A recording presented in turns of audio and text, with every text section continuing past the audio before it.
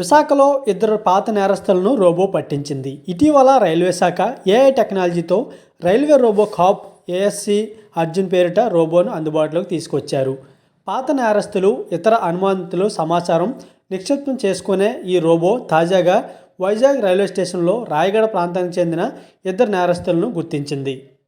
ముఖ చిత్రం ఆధారంగా రోబో గుర్తించి స్థానిక ఆర్పీఎఫ్ పోలీసులకు సమాచారం అందించింది. ఈ మేరకు ఇద్దరు నిందితులను ఆర్పీఎఫ్ పోలీసులు అరెస్ట్ చేశారు.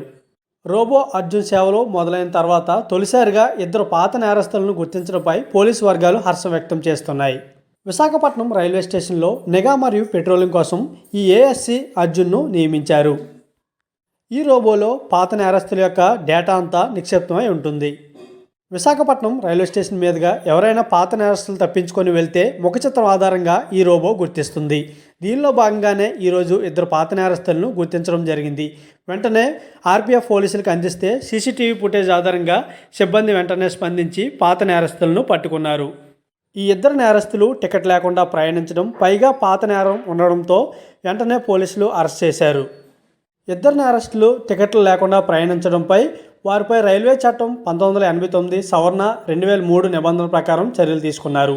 తదుపరి అవసరమైన చర్యల కోసం రాయగడ పోలీసులకు అందించారు. ఈ సందర్భంగా divisional railway manager Shri Lalit Bohra మాట్లాడుతూ, విశాఖపట్నం స్టేషన్లో రైల్ రోబోకాప్ ఏఎస్సి అర్జున్ విజయవంతంగా నేరస్తులను పట్టుకుందని తెలిపారు.